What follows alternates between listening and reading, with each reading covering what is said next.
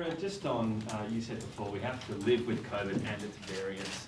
So would the federal government again fund via disaster or business payments any future lockdowns that cover entire capital cities or entire states? Well, thanks, Tom. The first thing to say is you and all of Australia doesn't want to go back to lockdowns. It's not just the economic cost, and I speak as a Melburnian here, who in Melbourne, we endured the longest lockdown of any city in the world. It's not just the economic cost. It's also what Patrick McGorry has termed the shadow pandemic, the impact on people's well-being. I mean, kids were out of the classroom for more than a year in Victoria. We don't want to go back to lockdowns, and that's why I welcome the outcomes from National Cabinet yesterday, which was that premiers, chief ministers and the Prime Minister are doing a wait and see. But with the view that this is really just a pause that we have announced, a 2-week pause with respect to skilled labour and humanitarian visa holders and international students. We want to know more about the severity of this virus, the transmissibility of the virus, as well as the ability of the vaccines to be a defence against this virus.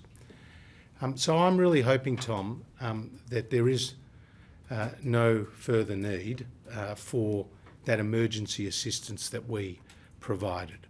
But we have always, as you know, from day one of this pandemic, done everything humanly possible to provide that level of economic support to people who need it most.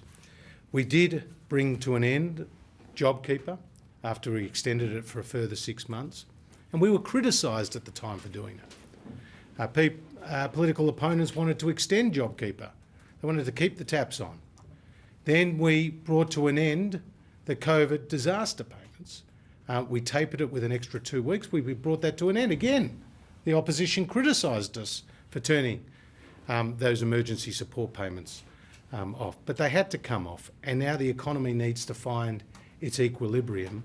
And the good news is that 350,000 jobs are coming back. So we will always provide the economic support that is needed, but I hope for the economy's sake, but more importantly for the community's sake, that the lockdowns are very much behind us. Sure. On the economic recovery, the Prime Minister's taken aim at the Maritime Union and the blockages on the docks. And he said you'll get a commission, a productivity commission will review into the sclerosis on the ports. Given the ACCC's already sort of identified the problems, why do we need a PC report? Why can't you just act based on what the ACCC said? And could I just ask you a second question? We've just reported that your colleague Greg Hunt is about to announce his retirement from politics. Do you have any information on that or anything to say on that?